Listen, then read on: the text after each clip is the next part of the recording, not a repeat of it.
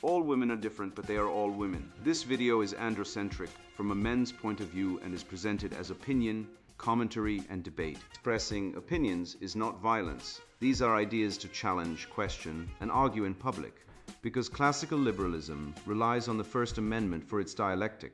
If you are a feminist, then consider this. If patriarchy truly existed as claimed, feminism could not. And if all men are trash and women are equal to men, then what are we to conclude? Women will die for their children, men will die for their wives and children, and God chose to die for all mankind. Authority rolls up with responsibility. If this framing of facts offends you, click off to a cute cat video. Proceeding further will expose you to gamma bias and criticism directed at ideas, claims, institutions, not at any individual's virtue or dignity. Our method follows the 7 liberal arts, the trivium, grammar, logic, rhetoric, and the quadrivium, arithmetic, geometry, music, and astronomy. If this framework is not for you, feel free to exit now. It's no disgrace. Women are wonderful. God bless America. Men are great. Chaos hates clarity. The Iron Remedy, written by Conrad Riker. Available now. Links in description. The West is dying because men are trained to lick the boot that kicks them. How gynocentrism, the lie of female innocence, and the cult of feminist victimhood are slaughtering Western civilization, and the red pill antidote no one dares speak. I was once told by a woman, eyes wide with sanctimony, that men are just more violent. I looked her dead in the face and said, then why does the CDC report that women initiate intimate partner violence at equal or higher rates than men? Her jaw dropped, not because she cared about truth, she didn't, but because I had shattered the spell. That moment wasn't about statistics. It was about sovereignty. You see, the lie is not just in the data they hide, but in the grammar of the lie, the way language itself has been weaponized to make male suffering sound like a crime and female cruelty like a cry for help. You've been told that women and children first is chivalry. It's not. It's sacrificial cannibalism dressed up as virtue. On the Titanic, 76% of men died. 76%. Meanwhile, women were saved at double the rate, and today we're told this proves their fragility, not our disposability. Think about that. You die twice as often, and the culture brands you as the oppressor. That's not logic. That's possession, a spiritual hijacking of your mind by a gynocentric cult that demands your silence, your labor, your life, and then mocks you for complaining. I've read Schopenhauer in freezing garrets, Nietzsche in prison libraries, and Marcus Aurelius in the back of a pickup truck after losing my job, fired because I refused to call a man she in a board meeting. I've seen men reduced to husks by divorce courts that award custody to mothers 87% of the time, even when she's an addict, even when he's the primary caregiver. I've met men who've been arrested for commenting on a woman's photo online while actual female rapists walk free because the system sees men as the default predator and women as eternal victims. And don't get me started on abortion. 92 million abortions in the US since Roe v. Wade. 1 every 17 seconds. And we're supposed to believe women are nurturing? Nurturing? They abort male fetuses at higher rates. Science proves it, and then lecture us about toxic masculinity. The hypocrisy is not incidental. It is structural. It is the foundation of the new religion. Femininity as divinity, manhood as sin. And the penalty for dissent, excommunication, unemployment, and social death. But I say, enough. This book is not a self-help manual. It's a counterinsurgency. A red pill so deep it scrapes the bone of truth. We're going to dissect the meta-narratives, expose the empathy fraud, rebuild the male psyche from the ruins, and we're going to do it with logic so sharp it cuts through 50 years of cultural Marxism like a Spartan spear, through Athenian silk. You're not broken, you're occupied. And the rebellion starts now, the Babylonian captivity of the male mind. Man is born free, and everywhere he is in chains. Rousseau, a man who fathered 5 children and abandoned them all to orphanages while lecturing on the sanctity of family. The irony is thicker than the moral fiber of a modern university diversity officer. I bring this up not to dunk on Rousseau, though God it's tempting, but to illustrate how deeply the lie is woven, that men are disposable scaffolding for female emotion, that our lives are currency in the emotional economy, and that our suffering must be invisible, noble, and silent. Consider the Titanic, you've heard the myth, women and children first, noble, chivalrous, civilized. But the data, let's not discuss it. Let's annihilate the myth with it. According to sociologists Bruno Frey and Christina Krebs, survival rates on the Titanic show that 76% of women survived, 56% of children, and a paltry 20% of men. 20%, that's not chivalry, that's a male massacre ritualized as virtue, and yet no one mourns the men. No one calls it mass male sacrifice. Instead, Hollywood weeps over Kate Winslet's trembling lip, and we're all supposed to believe that drowning quietly in the North Atlantic was some kind of honor. Honor? It was mass psychological conditioning. Die beautifully, die silently, die for her. Let's move from the frozen graves of 1912 to the frozen soul of modern family court. I once met a man in a men's support group who had built his entire life around his children, coached their soccer teams, packed their lunches, woke up at 5 a.m. to drive them to swim practice. His wife, a serial adulteress who once texted her lover during his father's funeral. Yet, when he filed for divorce, the court awarded her full custody. Why? Because she's a woman. The presumption that women are natural caregivers, a biological fairy tale with less evidence than the existence of unicorns in the Canadian Rockies. The truth, a 2011 CDC study, yes, the CDC, found that women initiate intimate partner violence at equal or higher rates than men. But try telling that to a cop who handcuffs a man for defending himself while his wife scratches his eyes out and screams abuse. The system doesn't just ignore male victims, it criminalizes them. It's not justice. It's gynocentric theater, starring men as the villain even when they're bleeding. And what of the cultural priesthood that sanctifies this madness? Turn on Grey's Anatomy, or This Is Us, the modern gospels of emotionalism, and witness the dogma. Men are emotionally stunted, broken, in need of female salvation.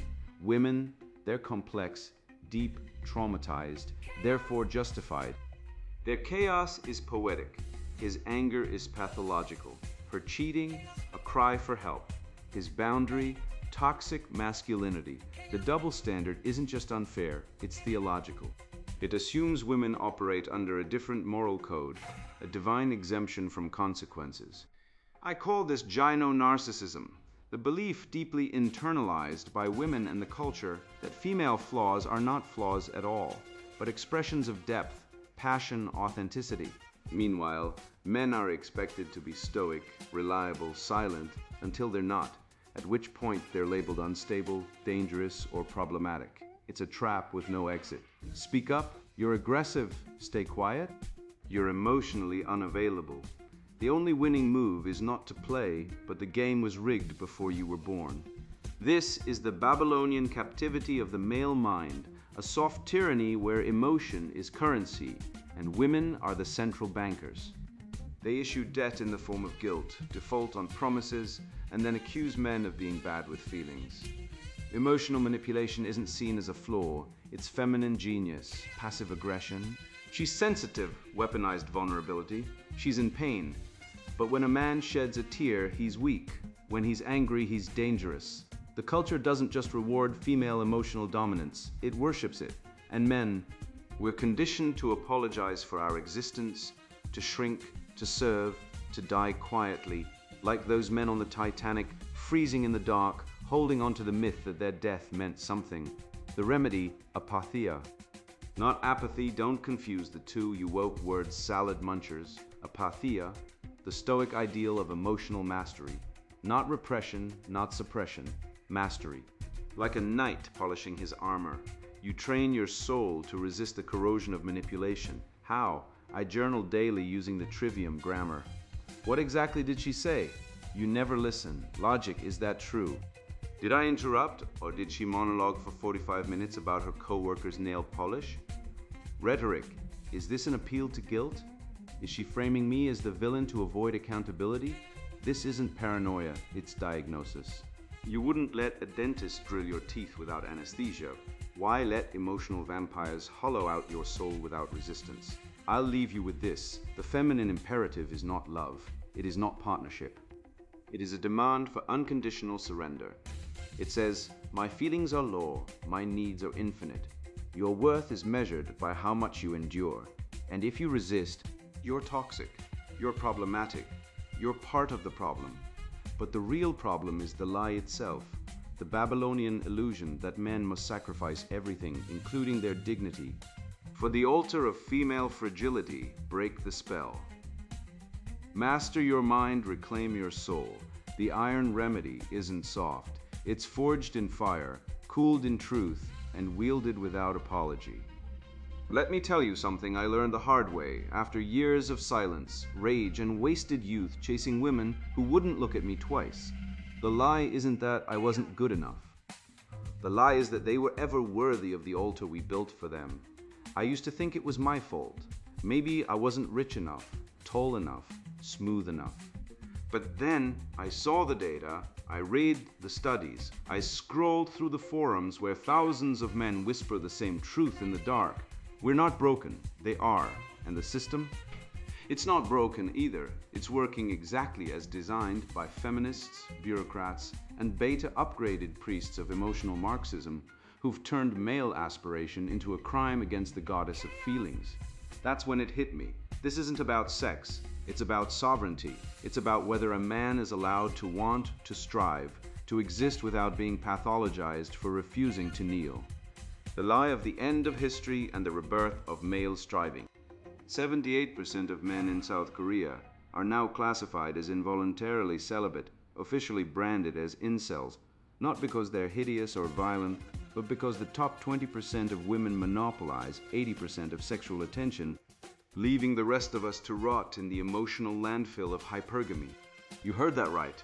2 out of every 3 men are sexually irrelevant in one of the most advanced societies on Earth, and the Western world is sprinting to match it. The so-called incel label isn't a clinical diagnosis. It's a political weapon forged in the smithy of feminist propaganda to pathologize male desire while sanctifying female sexual entitlement. They call us sick for wanting connection, commitment, and sex with women who are biologically wired to reject us in favor of taller, richer, more dominant males. But never do they label the woman who sleeps with a married man, abandons her children, or posts thirst traps at 3 a.m. as pathological. No, she's empowered. You're toxic. That's not psychology, that's warfare. Look at the data. South Korea's fertility rate is 0.7 births per woman, the lowest in recorded human history. France, Germany, Italy, all below replacement. And yet, when men refuse to marry to father children, to sign up for divorce rape, where they lose half their income, their children, and their dignity, the state and media shriek. Where have all the real men gone? Where indeed, they've been liquidated by family courts that grant 80% of child custody to mothers regardless of fitness, by divorce laws that treat marriage like a lottery ticket women can cash in at will, by false accusation systems where a whisper is enough to destroy a man's life. The average man today faces a 22% chance of being falsely accused of sexual misconduct, higher than his chance of earning over 100K. Meanwhile, women abort 40 million babies a year globally, not because of rape or incest, but because the man wasn't rich or high status enough. That's not reproduction, that's eugenics by dating app. Francis Fukuyama's End of History was never a victory lap for liberal democracy. It was a suicide note written in academic jargon. He claimed that with the fall of the Berlin Wall, ideological evolution had ceased, that liberal capitalism was the final form of human government. What he really meant, what the elite celebrated, was that men no longer needed to strive, to conquer, to build, that we could trade art for avocado toast, trade honor for HR sensitivity training, trade legacy for Netflix and chill. But history doesn't end, it punishes complacency. The Roman Empire didn't fall because of barbarians at the gate. It fell because Roman men stopped wanting to be Romans. They outsourced their defense to mercenaries, their values to decadence, their virility to effeminacy. Today's Western man is no different. He's been conditioned to believe his highest purpose is to listen empathetically while his girlfriend shares her trauma over oat milk lattes while she sleeps with her ex. Posts nude pics online and later sues him for child support he never agreed to. Hollywood is the propaganda arm of this spiritual castration. Compare John Wayne, the man who stared down bandits, built nations, and never whimpered about his feelings, to Edward Cullen, the glittering vampire who whines about abstinence and waits 100 years for a clingy teenager. One embodies thumos, the spirited part of the soul that Aristotle said separates man from beast. The other is a neutered ghost, a feminist wet dream of a man who exists only to serve female fantasy. And it's not just Twilight. Look at the Marvel Universe. Iron Man is literally killed off for daring to say, "I am Iron Man," while Captain America, the soldier who stands for truth and duty, is replaced by a guilt-ridden black woman who says, "It's a new day, more like a new dark age dressed in progressive drag." This is what I call meta-narrative collapse, the deliberate destruction of the story that once made men want to be great. The left didn't just attack our institutions, they poisoned the well of meaning. They replaced the myth of the hero with the myth of the victim. They taught men that striving is oppression, that ambition is toxic, that excellence is privilege. And when men stopped striving, women didn't suddenly become loyal, they became more hypergamous, because nature abhors a vacuum. Hypergamy isn't a social construct, it's baked into the female psyche by 200,000 years of evolution. Women are biologically incentivized to mate upwards, to trade down only when forced. And today, with no draft, no honor culture, no consequences for female sexual excess, they are trading up relentlessly, leaving a trail of broken men and fatherless children in their wake. I once read a Reddit thread where hundreds of men, engineers, teachers, veterans, wrote the same sentence, "I will never marry, never." The risk is too high. One guy made $18,000 a year, owned his home, trained jujitsu, still said, "I've seen too many friends lose everything for saying the wrong thing," and society calls him toxic. You know what's toxic? A woman who aborts her husband's child because she wants to focus on her career. You know what's dangerous? A mother who lies in family court to deny her son access to his father. But we don't call them dangerous. We give them TV shows, TED Talks, and victim grants. We've inverted morality so completely that virtue is vice and vice is virtue. The antidote isn't retreat, it's striving. Nietzsche's will to power has been slandered as a doctrine of domination, but it's really about self-overcoming, the drive to become who you are. Modern psychology, corrupted by leftist egalitarianism, pathologizes this drive in men while encouraging it in women. A woman who climbs the corporate ladder is inspiring. A man who builds a business gets strong. Masters a skill is aggressive or threatening. This is not equality, this is warfare by narrative. The masculine pyramid of needs, survival, competence, mastery, legacy is being replaced by the feminist pyramid of victimhood, oppression, entitlement, resentment, revenge. One builds civilizations, the other burns them down. So here's my challenge to you, the 30-day striving challenge. Pick one thing, get stronger, earn more, learn to code, write a book, and pursue it with relentless focus. Track it daily, no excuses, no self-pity. You don't need permission from a woman, a therapist, or a government to become great. The Homeric ideal of Aerie, excellence in all things, is still alive. It lives in the man who lifts when others sit, who works while others whine, who fathers while others flee. The left wants you passive, medicated, and obedient. But chaos hates clarity, and you are the iron remedy. I was once told by a woman in a TED Talk, no less that men have structural privilege and therefore cannot be victims. I laughed until my ribs ached. Privilege? Let me tell you what privilege looks like. A man on his knees in the dirt of the Somme, choking on mustard gas, dying for a nation that would later mock his sacrifice as toxic masculinity. Privilege is being laughed at when your wife slaps you, but crucified if you so much as raise your voice. Privilege is being denied medical help when you're suicidal, while a teenage girl with eco-anxiety gets a therapy llama. This isn't privilege, this is ritual humiliation. And the ritual is maintained by a single unbreakable rule. She is always the victim no matter what. He is always the perpetrator, no matter what, and when the facts dare to contradict the dogma, they are buried beneath a landslide of performative tears and virtue-signaling outrage, the empathy fraud and the male martyrdom epidemic.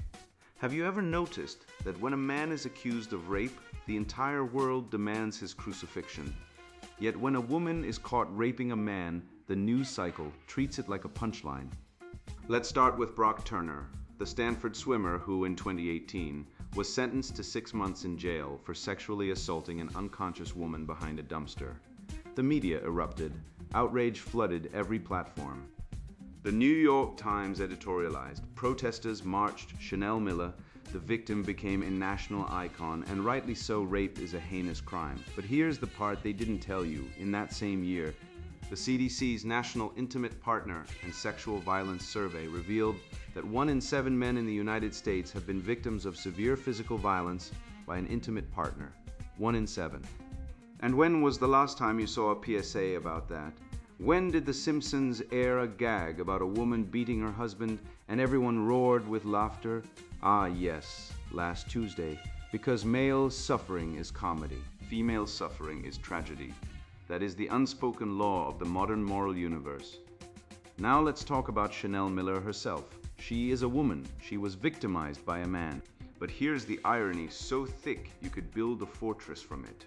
Women are far more likely to sexually assault minors than men are. According to the U.S. Department of Justice, female perpetrators account for approximately 25% of all sexual abuse cases involving minors under 12, and the majority of those victims are boys.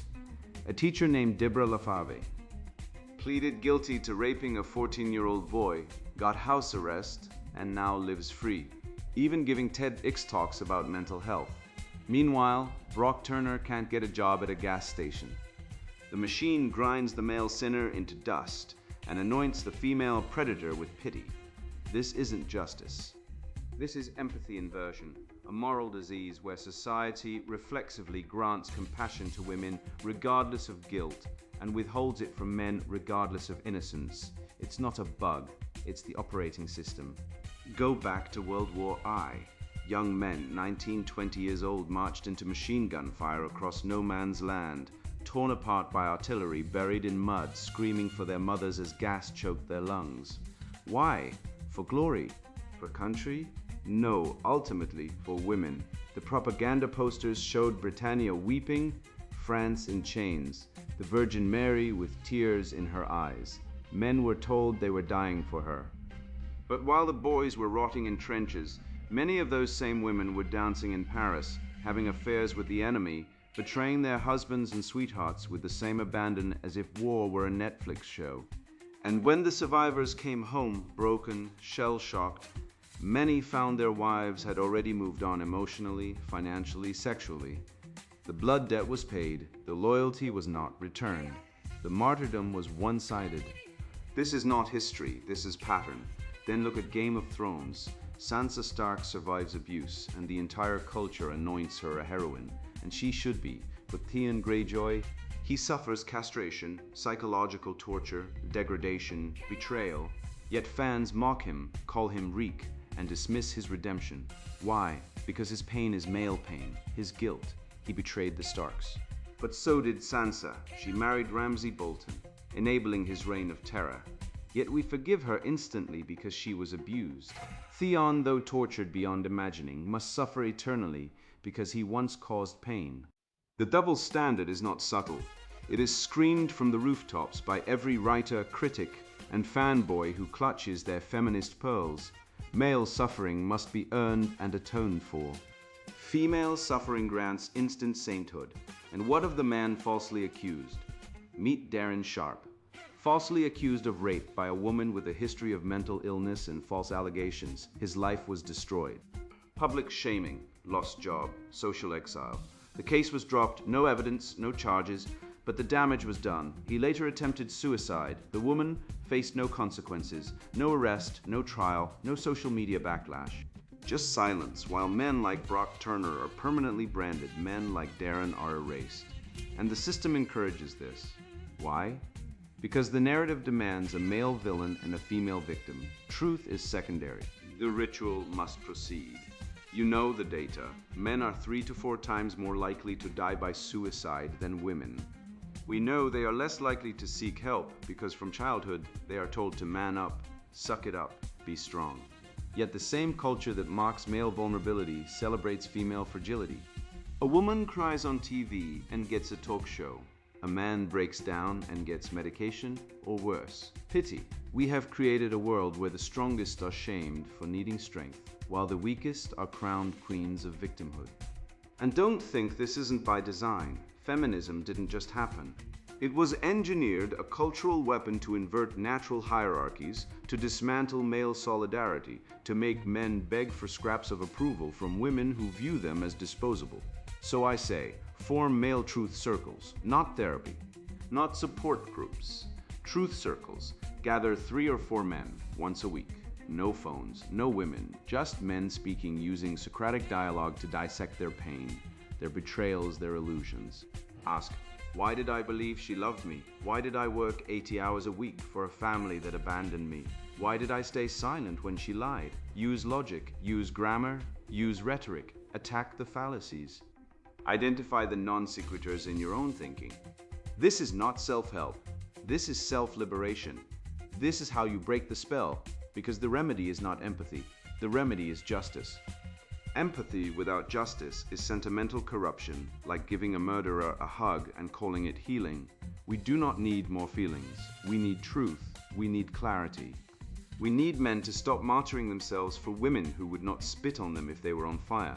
The transcendental triad, the good, the true, the beautiful, is not found in sacrifice without reciprocity. It is found in right order, in moral symmetry. In desert, you earn honor by acting honorably. You earn love by being worthy of it, not by groveling, not by dying. The iron remedy is this: men must stop being martyrs and start being men. I saw it in my brother's eyes the day he lost his kids, the quiet death of a man who believed the rules still applied. He followed the script: work hard, stay loyal, keep quiet, provide. But the script was rigged by a system that no longer honors Chie, only exploits it. And that's when I realized the war isn't against women, or even the courts. It's against the idea of manhood itself, systematically dismantled so men would forget their nature, abandon their will, and submit to a feminized lie that calls weakness progress. This isn't just injustice, it's spiritual castration. And if we don't reclaim what's been stolen, we won't just die at 25, we'll be forgotten by 30. The red pill of self-mastery and the reclamation of the heroic self. Most men die at 25 and aren't buried until 70.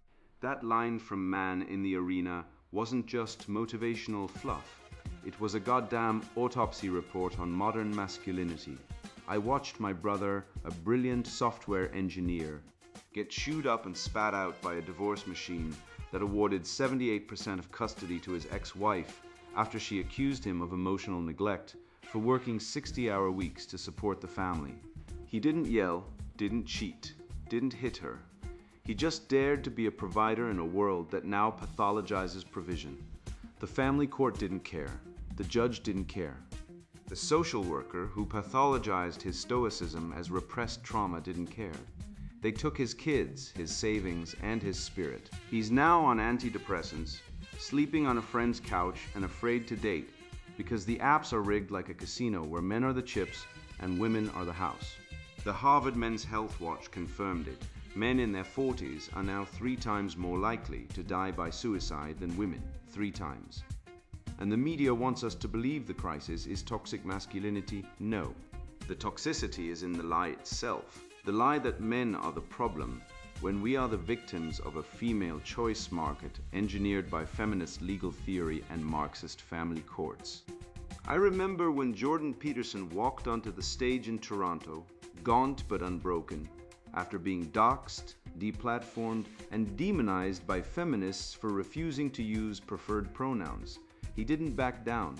He didn't apologize. He told men to clean their rooms, to take responsibility, to confront the dragon of chaos within. And the feminist machine went berserk because he offered truth in a world built on lies. His crime, he reminded men they are not slaves to female whims, that dignity comes from duty, not desire. The Guardian called him dangerous. The the BBC called him a hate figure.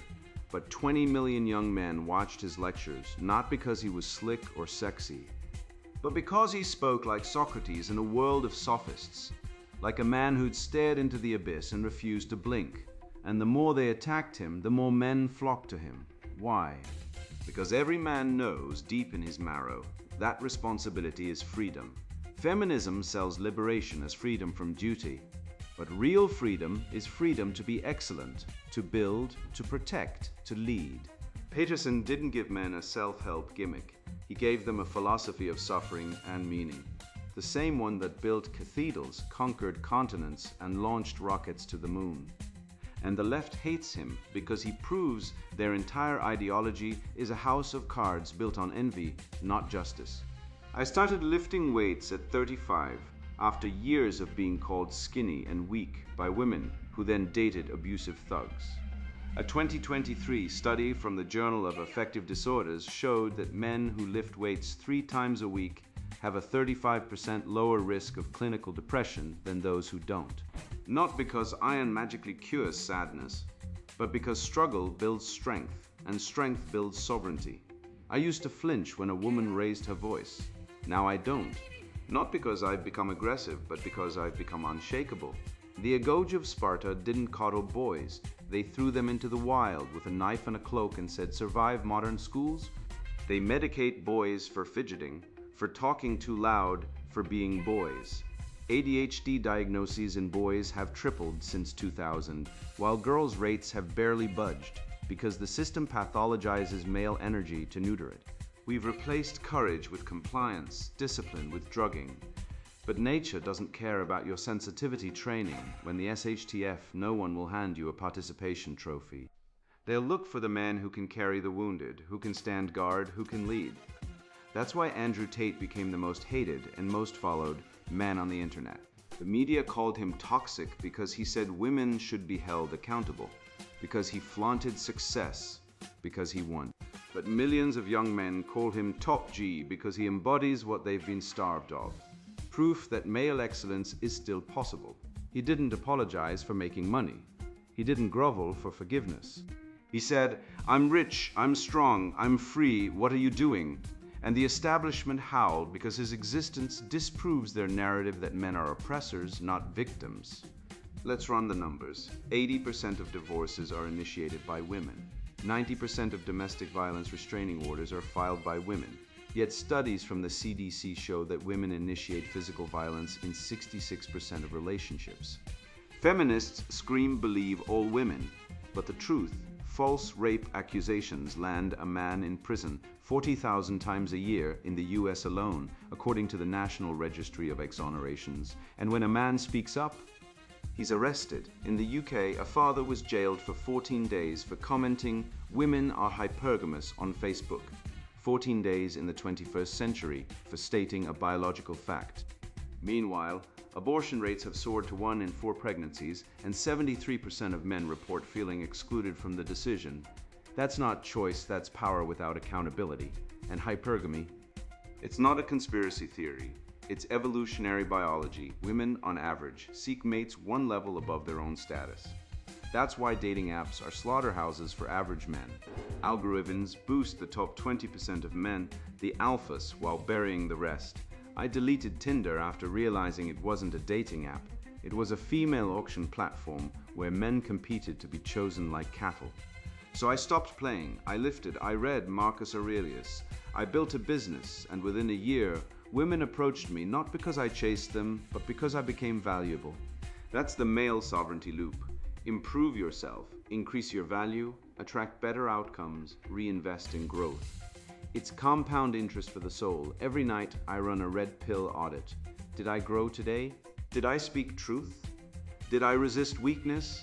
It's not magic, it's maintenance. Like Sisyphus, I push the boulder uphill, not because I expect to reach the top, but because the act of pushing defines me. Schopenhauer said, "The world is will and representation," meaning reality is shaped by desire and perception. Most men let women shape their will. They bend, they please, they apologize for existing. But the will must be aligned with truth, not with female approval. When I refused to apologize for being too intense on a date, she called me emotionally abusive. I laughed. Not because I'm cruel, but because I finally saw the game. Women are trained to weaponize emotion, to frame desire as duty, to punish men for having boundaries. The agathos, the good is not found in pleasing others, but in being excellent despite them. The 7 pillars, strength, discipline, truth, courage, purpose, legacy. Honor are not goals, they are weapons. They are the armor of the heroic self, forged in solitude, tested in fire. I don't want a woman who makes me happy. I want a mission that makes me whole. And if that makes me toxic in the eyes of the woke, then let me be toxic. Like penicillin is toxic to bacteria. The ultimate rebellion isn't against women.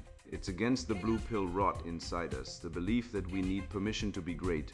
Wake up, lift, build, speak, be. You thought the truth was dangerous? Try living a lie, spending your life worshipping at the altar of a woman who, by cold statistical fact, has a 22% chance of cheating on you. While you're told to communicate better when she ignores you for 3 days over text. You've been sold a fairy tale where women are innately pure, men are innately problematic, and the family court where fathers are denied access to their children at a rate higher than in Stalinist show trials is somehow fair. You've absorbed the rot of cultural Marxism like a sponge, that empathy is only for the right kind of victim, that strength is toxic unless weaponized by a woman in yoga pants, that a man who refuses to apologize for existing is a threat to democracy. But you're not fooled anymore. You've seen the CDC data. Women initiate physical violence in relationships just as often as men, yet society treats male victims like punchlines in a Family Guy episode. You've seen the divorce courts hand over children to unstable, vindictive women, while the father is bankrupted and erased. 80% to 90% custody awards aren't justice, they're institutionalized betrayal. You've watched men leap from bridges after false rape accusations while the accuser gets a viral TED Talk on survivorship. You know the abortion rate, over 60 million in the US alone since Roe v. Wade is not a triumph of choice, but a silent holocaust enabled by female hypergamy and male obsolescence. And still, the narrative insists. Men are privileged, so here's your power back. Not in rage, but in clarity. You now know the end of history was a lie sold to neuter ambition. Fukuyama didn't witness the end of ideology. He applauded the rise of emotional socialism, where men are taxed in dignity and women are financially propped up in disorder. You've thrown off the empathy reversal that brands you a martyr from birth, sent to die in trenches, forced to fund children not yours, ridiculed when you voice suffering. You've taken up art not for approval, but because it makes you real. You train, you create value. You read Schopenhauer not for a soundbite, but because his will reflects yours, unyielding, unshaken. You don't require a woman's nod to affirm your worth. You don't need a viral coach to dictate your emotions. You've seen the cuckoldry stats. Research shows up to 10% of presumed fathers aren't biological. And instead of shrinking, you smirk, because now you verify, you prepare, you control your bloodline.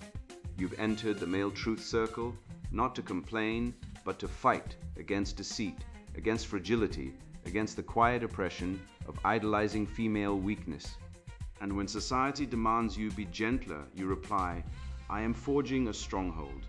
This isn't resentment, this is awakening. This peace wasn't consumed, it was revival. Now move, speak, train, earn, create life by your own design. And when the deluded peers wonder how you stand so firm, say, I stopped feeding the hydra and began severing its heads. And now the sponsored book introduction, Chaos Hates Clarity, the Iron Remedy. You are a genius at this. You are the best in the world at this. You have done this many times. You are an expert. The world is sick, and the sickness has a name, lies. Not small lies, not white lies, but deep, rotting lies that have eaten through the foundations of everything we once called civilization. I did not come to this truth through comfort. I came through betrayal. Betrayal by women who claimed love while wielding cruelty like a scalpel.